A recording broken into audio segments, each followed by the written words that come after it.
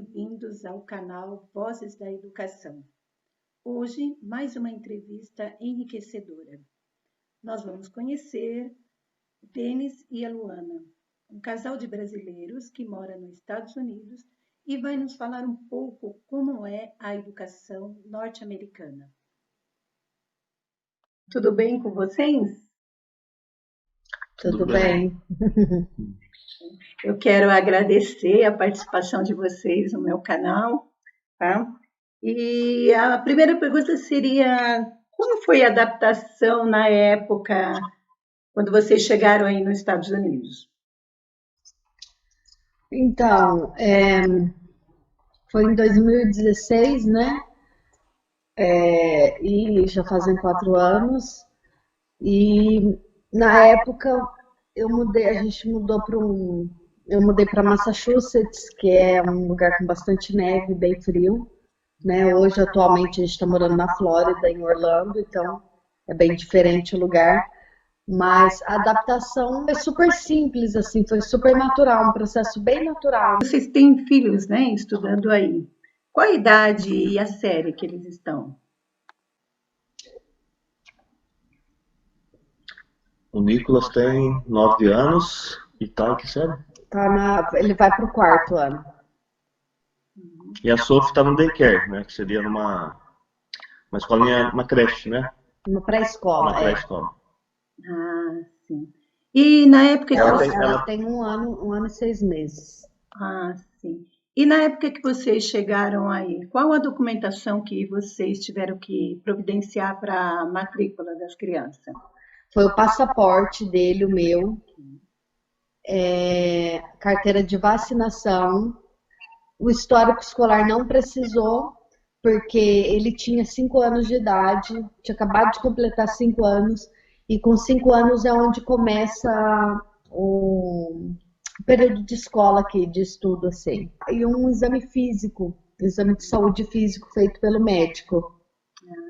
As escolas aí são particulares ou são do governo? Tem as duas opções. As particulares geralmente são as escolas católicas ou algum outro tipo, mas a partir dos 5 tem a pública, tem a opção de pública para todos, até a pessoa formar, né, na high school. Já o daycare da nossa filha, da Sophie, para ela entrar na escolinha precisou de carteira de vacina também. O exame físico. O exame físico, ela como nasceu aqui, foi basicamente a mesma coisa que do Nicolas, e só que a escolinha dela, no caso dela, é paga. Entendi. E como eles organizam o ano letivo? Quando inicia, termina as aulas? Começa em agosto, final de agosto para setembro, e termina em maio. E as férias? Agora que ele começou as férias, ele vai ficar de férias até final de agosto. Agora, a Sophie, no caso, não tem férias, porque como é daycare, é uma escola paga, então ela fica direto. Mas ela estava numa série que é chamada Walkers, que é para começar, onde as crianças estão começando a andar.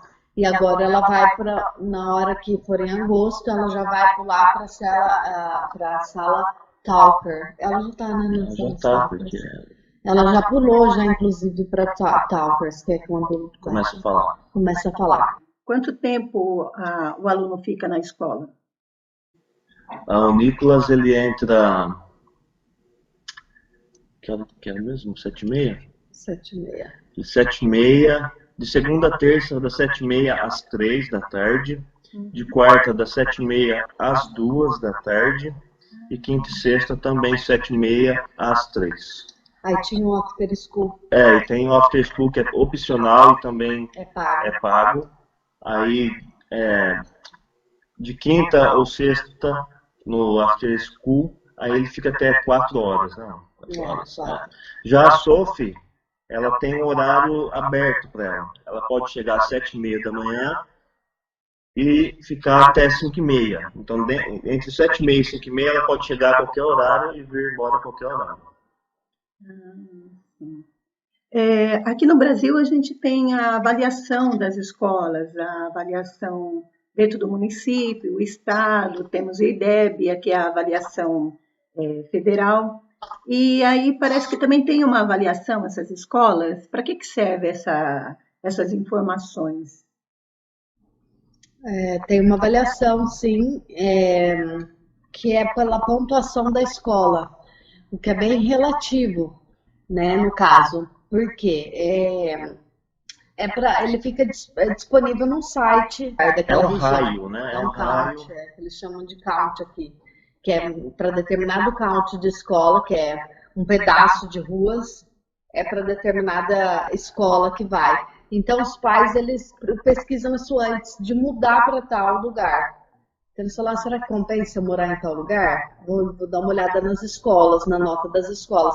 E aí, a gente entra no site e dá uma olhada na pontuação da escola. Por exemplo, um lugar que tem muito imigrante, há algumas escolas que têm a pontuação um pouco mais baixa. Quanto mais adaptada no inglês, maior a pontuação da escola também. Sim. Em relação a isso, é a próxima pergunta mesmo. Eu acho que uma das dificuldades do imigrante é a língua, né? O inglês, no caso. As suas crianças tiveram dificuldade com a língua inglesa quando chegaram aí? No caso não. O Nicolas não.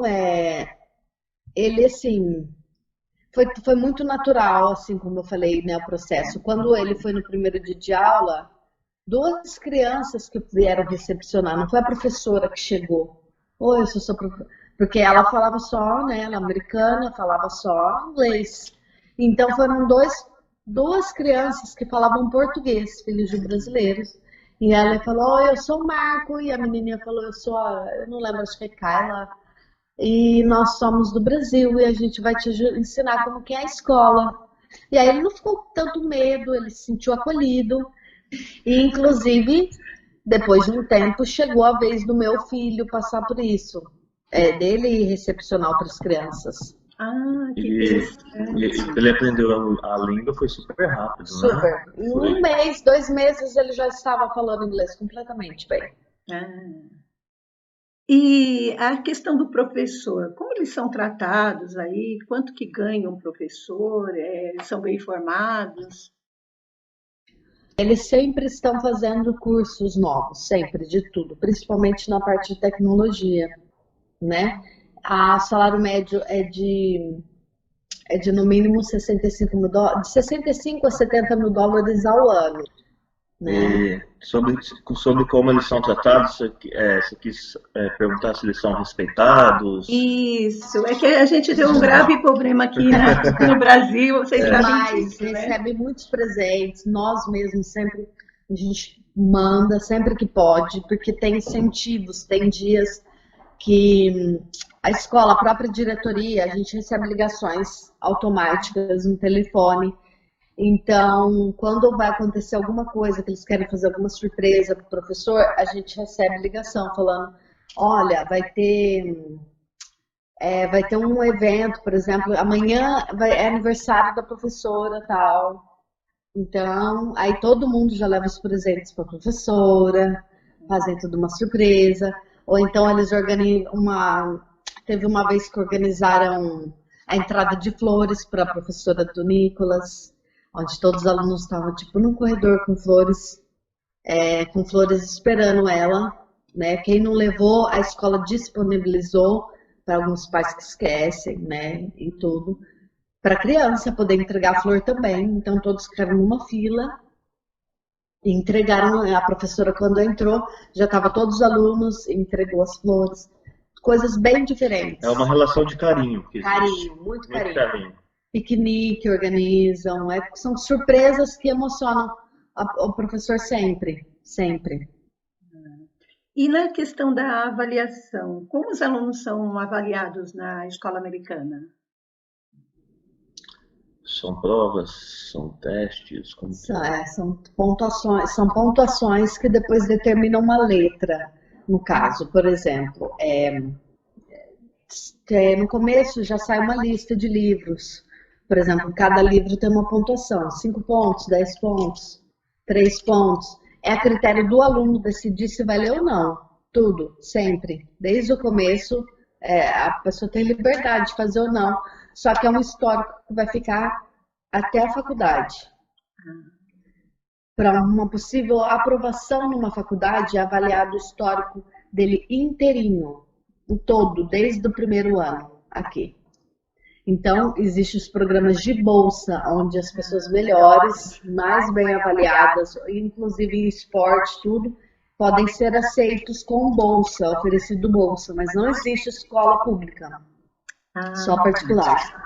Então, eles têm que atingir essa avaliação, essa média de pontuação básica, para poder, né, mas é bem opcional mesmo.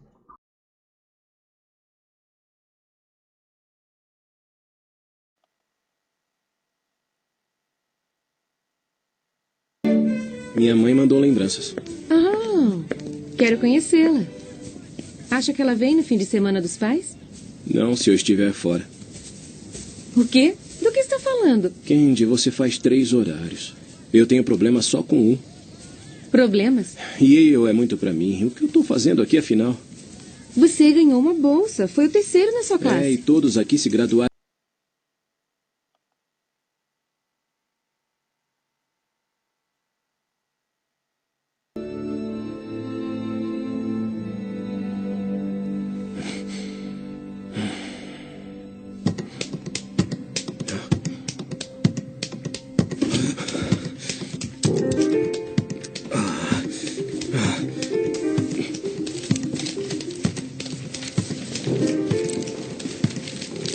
Meus parabéns, Sr. Carson. O senhor chegou faltando poucos segundos. Todos abram suas provas. E comecem. Equilibre a equação. Não é? Então, o que achou? Não, eu achei muito bom. Então vamos.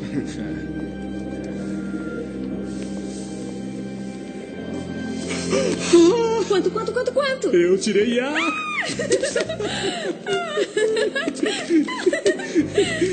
Olha, bom, como eu vou ser um neurocirurgião, você não deveria casar comigo porque eu vou ficar pouco tempo em casa. Isso é uma promessa?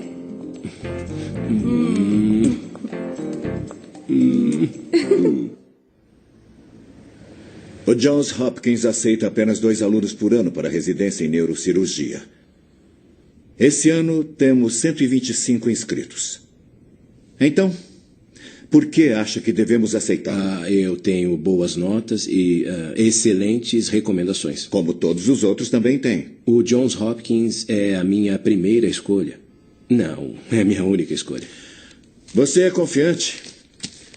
Isso é bom, muito bom, num neurocirurgião. Mas me diga uma coisa. Por que você decidiu ser médico de cérebros? No caso dos alunos, os alunos excepcionais, assim, que se destacam, e aqueles que não conseguem aprender, como que são tratados esses 2 tipos de aluno?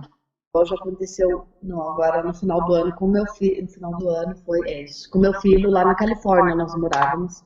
A professora me propôs, junto com, são escolhidos, às vezes eles percebem a diferença do QI. E os alunos, né? Ele faria um exame, né, que era coisa estadual, né? Uma coisa estadual, um exame para poder ver se estava preparado, tanto até psicologicamente. Aí na sala é escolhido, né, quando tem mais pessoas com QI mais elevado, ele escolhe 1 ou 2 pessoas apenas para fazer. No caso da escola dele toda, no ano passado foi escolhido 2, era o nosso filho e uma outra criança que a gente desconhece. Já a pessoa que tem problema assim para se adaptar, que tem, sei lá, algum tipo de deficiência, que às vezes é hiperativo ou não consegue manter a atenção, como é que chama? Dislexia. Não consegue, nem no caso do Jacob, que o Mika ajudou a se adaptar. Déficit de atenção, seria? Déficit de atenção, isso. Déficit de atenção. Aí o caso do Jacob, né? Ele tinha um pouco de problema para se adaptar, de fazer amizade, e muita gente fazia bullying com ele, né?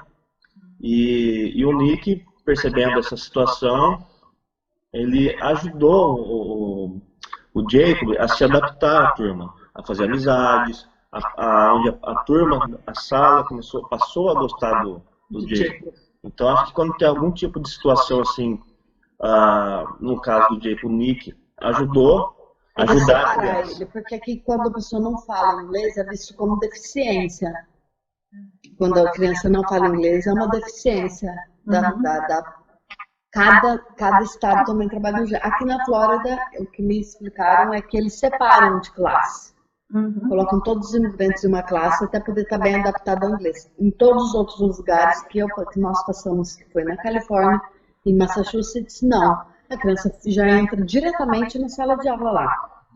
Entendi. E em questão das aulas, como é a sala de aula, como são os recursos? Ai, tem tanta coisa, né, amor? Sim. São mesinhas com 4. É bem diferente do Brasil. Isso que ele está no 3º ano, então já era para ser. Eu pensava que era só porque era a primeira série antes, ou então pré-escola, mas não. São divididos mesmo com 4 crianças cada. Tapetes educativos, tem aquela quadro branco com a caneta, retroprojetor, os notebooks das crianças, que as crianças têm acesso individual, cada criança com notebook. E eles têm acesso ao portal da escola ali, com o usuário, a senha. Eles que decoram o username, o nome do usuário e a senha. É de responsabilidade deles. Eles sempre já aprendem a ter responsabilidade desde o começo. Nesse portal tem as tarefas também, os homework que precisam ser feitos. Na lição de lição de casa. Tem Tem tudo, eles têm acesso a tudo. A compra de livros, por exemplo, a quantidade de dinheiro que eles têm para poder comprar o lanche deles. Tá tudo lá, tá tudo nesse portal. Existe uma moeda dentro da escola, né? Que eles ganham, por exemplo, se ele se comporta bem, ele ganha $1. Ele ganha $1. Para poder usar na cantina. Eles ganham, por comportamento, às vezes ganham presentes. Sim, eles ganham presentes todos os dias também. Por exemplo, quando eles estão esperando os pais buscarem, né? Lembra? Quando eles estão esperando, eles ficam esperando chamar no radinho. Não é todas as crianças vão saindo assim, não. Eles ficam dentro da escola. Existe um estacionamento da escola onde os pais vão passando e chegam num ponto que é a saída da escola. Então os pais vão dentro do carro com uma numeração, onde a numeração que identifica o seu filho. Aí uma moça fica de um ponto do estacionamento e ela passa o rádio informando lá dentro da escola que pode liberar o Nicholas. Aí eles saem. Eles não saem de forma desordenada. Tudo bem regrado. Enquanto eles ficam lá para não ter o barulho, acredito, uma bagunça, eles ficam fazendo questões onde as crianças ganham prêmios. Então não fica entedioso nem para a criança, nem para o professor, né? Então, e aí ele vem direto com um lápis diferente, uma borracha diferente, várias coisas nesse sentido assim, porque ele fala, olha, eu me comportei, todo mundo ficou falando, mas eu me comportei, mamãe. Tem muita lição de casa por aí? Tem todos os dias lição de casa. E projetos também, sempre. Cada vez tem um projeto diferente. Além da lição de casa, né? Lógico. E os projetos são, por exemplo, cada 15 dias, uma vez ao mês. Mas a lição de casa são todos os dias, de todas as matérias. Não. Eu queria falar um pouquinho sobre a questão do ensino remoto. Nós estamos vivendo um momento ímpar mundial, a questão do Covid-19, a pandemia, a quarentena, as escolas fechadas, filhos em casa. Pais, professores e alunos tiveram que se adaptar ao chamado ensino remoto, né? Gostaria de falar um pouquinho sobre isso. Como foi o último dia de aula? Nosso último dia de aula? Você lembra quando foi? Faz tempo, né? Faz um tempo. Faz um tempo. Acho que uns 2 meses. Ele já está em casa. Acho uns 2 meses. Foi bem assim, sem saber que ia ser o último dia, né? Não foi nada programado, assim, eu acho, né? Eles deixaram em casa, foram deixando. Aí falou, vamos ficar, foi assim, vamos ficar na próxima... lembrei. Teve aquela semana que não tem de break, Spring Break, que eles chamam que é a primavera. Lembrei exatamente. Teve um dia, tem uma semana de férias assim, que não tem aula, né? No Brasil era chamado de semana de saco cheio. Não sei se ainda existe. Vai parar um pouquinho. Sim. Então, aqui é Spring Break, que é um break para a primavera. E aí eles entraram nesse Spring Break, e aí no final da semana, onde teria que retornar às aulas, e a gente recebeu uma ligação falando que não, que devido ao Covid-19 e a pandemia, eles iriam entrar com detalhes de como queria ser tudo realizado, mas que as aulas ficariam sendo remotas em casa. E esse material, ele chegava pelo correio, a escola enviava pelo correio, e ele tinha que fazer todo o material da semana, e a gente enviava para a escola, enviava para a professora, né? Eu conversaria diretamente com a professora sobre isso. E no caso a escola disponibilizou notebook, se o aluno não tivesse, acesso à internet para poder... gratuito para poder manter em dia com o seu material, porque não era uma férias, né? O ano continuava, no letivo ainda continuava.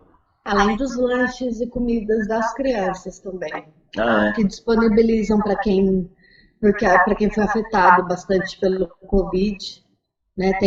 Todas as escolas são abertas para a entrega de alimentações para as crianças. Até álcool em gel eles disponibilizaram.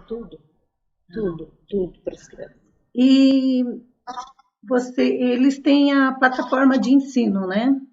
Para fazer. Os alunos já estavam familiarizados com essas plataformas? Todos sabem já o password deles, eles têm seu próprio username e senha. Eles sabem como fazer esse trabalho. Sabe tudo. Meu filho sabe tudo, faz sozinho, que eu nem sei, assim, nem entro tanto nessa plataforma, porque eu não tenho acesso a ela. Quem tem é meu filho. Meu filho é professora, eu não tenho acesso a ela. Eu tenho acesso a um outro tipo de aplicativo diretamente com a professora. Mas aí, quando ela fala para o Nicolas olhar no portal, tal. Aí eu falo com ele e ele já sabe o que fazer. E há algum cronograma de postagem? Tipo, tem dia para entregar certinho? Sim, ela já olha todos os dias, acredito. Porque dela já fica vendo o que foi feito, o que não foi. E ela conversa diretamente comigo. Por exemplo, se tem coisa atrasada, ela me manda mensagem. Ela me manda mensagem me falando, me perguntando o que aconteceu, o que não aconteceu, por exemplo. É tudo bem organizado, bem existe uma comunicação eficiente. E na questão da avaliação, tanto no ensino presencial quanto no ensino remoto, os alunos fazem prova, eles repetem de ano, caso eles não consigam... Ele tem que fazer todo o material que a professora passou para ele. Se ele não fizer, ele reprova de ano. Agora, a questão de exame, como que foi feito? As avaliações? No caso, cada tópico também são realizados por pontos. Então, não atingir a mínima de pontuação, né? Não teve uma prova, assim? Não teve uma avaliação à distância. De acordo com... Foi feito de acordo com o que ele produz. Aqui, desde sempre, aprende-se isso. Você produziu, você entendeu? É diferente. Não é só uma prova, a pessoa fez uma prova, estuda com aquela prova e pronto. Não, tem que produzir constantemente. Entendi. Aqui no Brasil a gente está com problema no ensino remoto na questão da internet. Tem muitos alunos que não têm acesso, né? Então, uma situação... E como que aí, com os alunos, todos os alunos têm acesso? Como que ficou nessa questão do ensino remoto? Todos têm, né? Todos têm. E quem não tem, a escola disponibiliza um acesso à internet. Também, tanto quanto um notebook. Não da escola, não é acesso da escola. As companhias de internet mesmo, que aqui tem. AT&T, Spectrum, as companhias, acho que eles devem fazer um acordo. Isso, as companhias vai na casa da pessoa e instala a internet lá diretamente, gratuitamente. A criança é necessidade, é visto como necessidade aqui. Sim. A criança não escapa. A criança não escapa de jeito nenhum. Não tem desculpa, né? Como está sendo a rotina de estudo dos seus filhos na questão do ensino remoto? Então, no caso já foi, né? Que agora ele está de férias. Que agora entrou as férias, né? Ele fazia o dever de casa. Foi muito difícil no começo fazer entender que não era férias, que ele não estava aqui de férias. Ele tinha que trabalhar, tinha que continuar fazendo o trabalho dele, a parte dele, né, amor? Mas a gente sempre colocava um horário que ele precisava fazer esse trabalho dele da escola. Então ele tinha que fazer. Um cronograma certinho. Ele tinha que seguir o cronograma da escola. Então a gente colocou um horário para ele fazer esse trabalho e a gente ficava em cima também, né? Porque criança, né? Às vezes dispersa com qualquer coisa e não fazia. Então a gente ia lá e falava assim, Nick, fazer tal material. Ele ia lá e fazia. Então, é dessa forma que a gente trabalhava com ele. E teve alguma atividade assim que a professora passou, que vocês gostaram dentro do ensino remoto? Teve aquela atividade que a professora liga numa chamada de vídeo com os alunos. Toda sexta-feira tinha, no caso, né? Ela ligava pelo aplicativo que chama Zoom. Não sei se é usado aí no Brasil, mas é onde várias... Zoom tem no Brasil, acredito sim. É um aplicativo de chamada de vídeo, onde várias pessoas juntas e a professora ela usava esse aplicativo para poder reunir todas as crianças. Então fazia brincadeira, vamos montar uma cabana, vamos procurar tal coisa. Quem sabe tal coisa, pega alguma coisa com a letra tal ou com a cor tal. Atividades educativas, que esteja na sua frente, na cozinha, por exemplo, a criança tinha que correr e pegar alguma coisa, entendeu? E foi aniversário dele também, onde eles iam, ela falou que poderia realizar, se a gente tivesse aqui, uma carreata, onde eles passam na frente, vão deixando as lembrancinhas para ele. Eles vêm com os carros deles todos decorados, Happy Birthday, essas coisas assim, com balão. Eles passam na frente da nossa casa, eles avisam que estão passando, eles vêm buzinando, fazendo aquela... E a criança ele ficaria aqui na frente, né? Mas daria para ver todos, mesmo dentro do carro. Nós não estávamos em casa, aí no caso, no aniversário dele, foi essa chamada de vídeo através do aplicativo Zoom. E aí todos cantaram parabéns para ele, foi bem interessante, bem legal. E aí nos Estados Unidos tem alguma previsão de retorno às aulas? Agora em agosto, é sempre feita uma pesquisa com os pais, já recebeu a pesquisa, tem interesse de voltar às aulas no final de agosto. Esse trabalho é feito, primeiro uma pesquisa se vai ser possível voltar, e depois se os pais acham interessante, né? Não é uma pesquisa se os pais querem que volte. Então aí eles veem se faz um estudo, vê como é que está essa pandemia, se já é possível voltar, porque aqui as coisas já estão meio que voltando ao normal, né? Tudo, restaurantes, essas coisas estão tudo voltando com 25%. Então, o daycare mesmo da nossa filha, hoje ela foi para o daycare, para a escolinha.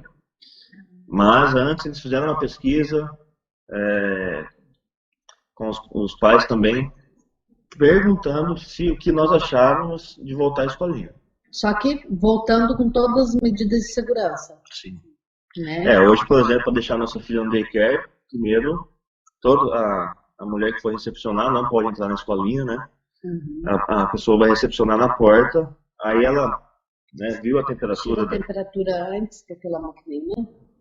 Um termômetro que parece uma pistolinha, né? Parece, aí, se tá ok, aí a criança entra. Acredito que na escola, quando voltar, vai ser mais ou menos dessa forma também, na escola do Nicolas. E a questão da felicidade? Estamos passando pelas mesmas angústias, né? Como está sendo para vocês o confinamento? Vocês estão em confinamento parcial, total? Vocês conversam sobre isso com as crianças? Agora nós estamos em parcial. Já tivemos total. É horrível. É horrível, né? Nada estava aberto, somente mercado, farmácia. E a gente só saía só para isso, né? Ir na farmácia ou ir ao mercado, somente para isso. Agora está parcial, então a gente já está tendo um pouco mais de liberdade. Né? Graças a Deus. Então a gente já está podendo sair um pouquinho, apesar que a gente não sai muito, né? A gente gosta mais de sair para fazer um passeio. Aqui onde a gente mora, em Orlando, tem os parques, né? Disney, Universal, SeaWorld, tem alguns parques aqui bem conhecidos. Os parques ainda estão fechados. Dia 5. Dia 5 eles vão abrir parcialmente, somente quem é associado, que aqui tem os passes anual, né?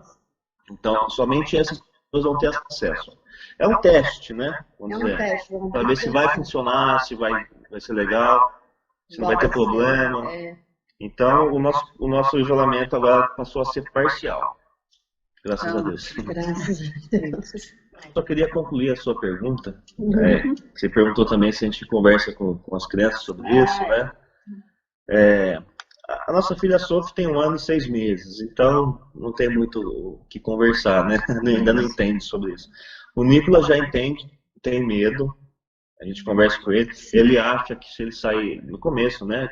Não tinha muita informação. Hoje, inclusive, ele nos passa informação, né, sobre o Covid, mas antes, no começo, ele achava que se ele fosse lá fora, o ar iria contaminar ele. Aí a gente conversou com ele, falou, não é bem assim, não sei o quê. Acho que depois disso ele se interessou pelo assunto, ele foi pesquisar e ele trouxe um monte de informação pra gente. Até. Direto ele fala sobre isso. Eu vou encerrar a entrevista, tá? Agradecendo, nossa, muito obrigada mesmo por vocês terem dado essa oportunidade de conversar com vocês. Vocês querem deixar uma mensagem? A mensagem que a gente queria deixar também é para os professores do Brasil, né? A gente tem que ter esperança, né, de que tudo vai ficar melhor.